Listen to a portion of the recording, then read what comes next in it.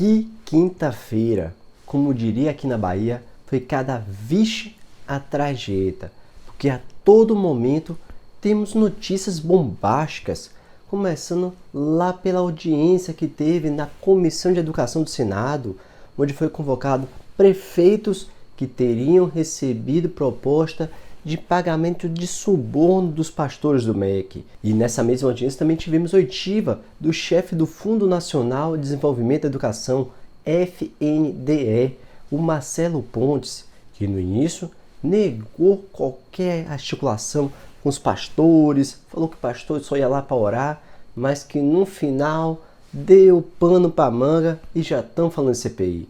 Fora isso, tivemos o Lula, uma hora pró-aborto, outra hora contra o aborto.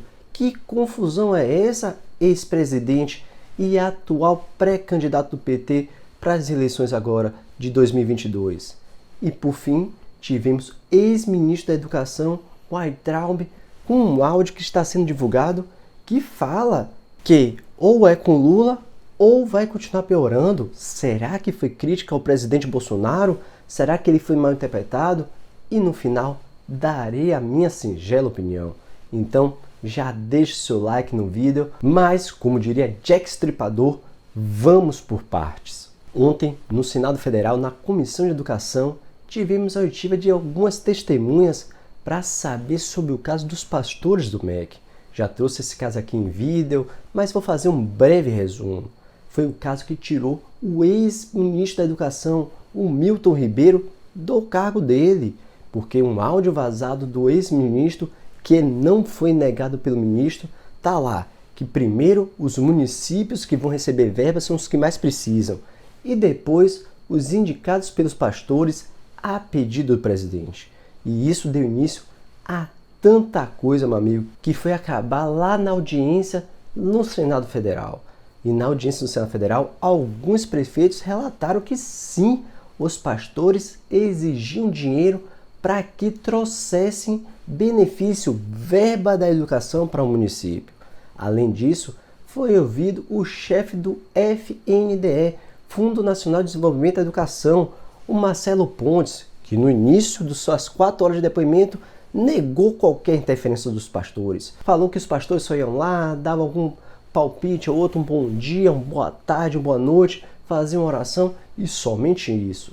Mas depois de 4 horas de depoimento, no finalzinho deixou vazar que os pastores organizariam eventos, que eles falavam quantos prefeitos estavam lá participando daquele evento, quantos secretários de educação estariam participando daquele evento, para o chefe do FNDE, que assim ele saberia quantos assessores levaria, etc e tal.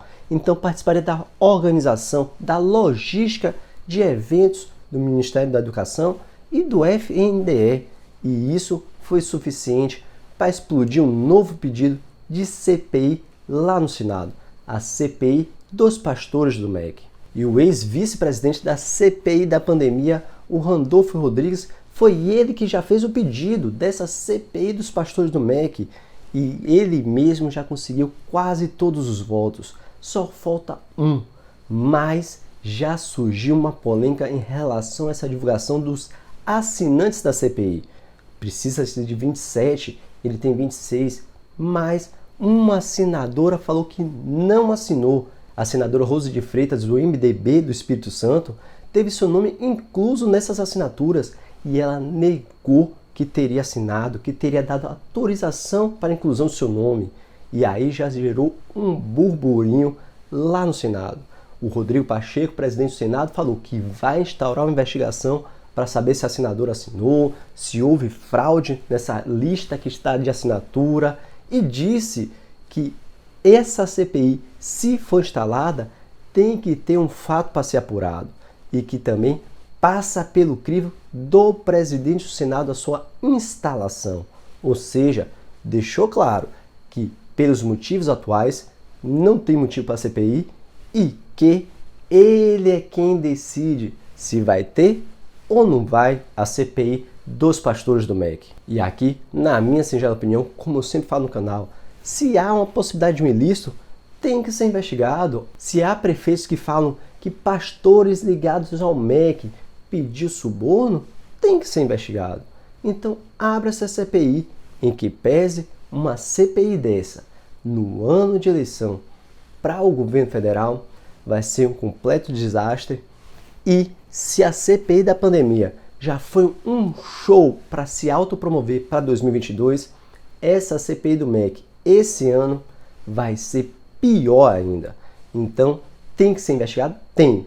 Mas uma CPI somente para fazer o papel político, propaganda política, aqui nesse canal não tem qualquer apoio. Mas parece que também o que não tem apoio é o discurso pró-aborto da bancada evangélica da Câmara dos Deputados e do Senado Federal. O ex-presidente Lula deu uma entrevista falando que o aborto é uma questão de saúde pública e que seria direito de todos, depois de sofrer uma represária da bancada evangélica, da bancada religiosa e da bancada conservadora da Câmara dos Deputados e do Senado.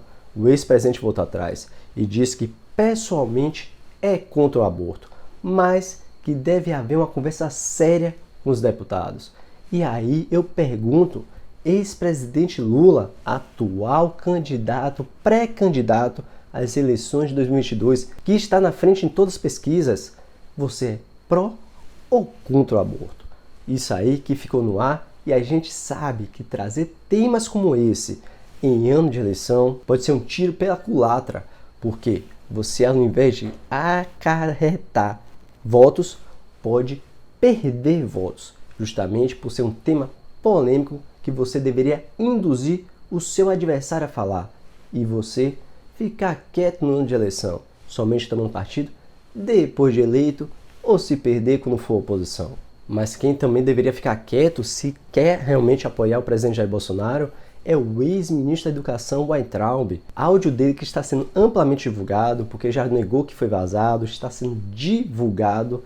Ele fala que atualmente ou é com Lula ou vai continuar piorando. Nesse áudio, ele fala que a tendência do segundo mandato de qualquer presidente do mundo inteiro, não só no Brasil, é piorar. Mas só que pelo melhor cenário, a situação é muito ruim. E aqui depende da interpretação de cada um do áudio. Eu mesmo interpretei que ele está falando que o pior cenário é com o presidente Jair Bolsonaro, que é muito ruim. Só que tem pessoas que interpretaram que ele está falando do Lula, que a melhor projeção seria com o Lula e mesmo assim é muito ruim. O Weintraub depois voltou a falar veementemente que apoia o presidente Jair Bolsonaro, que na verdade está falando que o melhor cenário com o Jair Bolsonaro reeleito é muito ruim por causa disso, que o segundo mandato tende a ser muito ruim e tende o presidente unir mais com o Centrão, ficar mais dependente do Centrão. E aqui, na minha singela opinião, em que pese eu ter a mesma interpretação que o Weintraub falou, mas sim entendo que é perfeitamente possível a outra interpretação que ele fala do presidente Lula assumir e assim mesmo assim ser ruim. Eu tenho que, para mim, falar de pontos como esse, dar declarações como essa, públicas, porque foi tipo uma comunicação no Twitter, uma live lá no Twitter, em ano de eleição, é querer prejudicar o presidente Bolsonaro.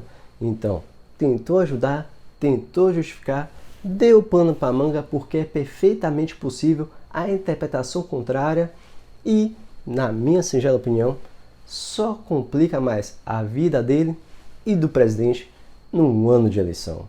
Mas essa é só minha singela opinião. Para mais vídeos, se inscreve no canal, aqui é vídeo todo dia. Se você gostou, deixe seu like, compartilhe esse vídeo, por favor, ajude o nosso canal a crescer.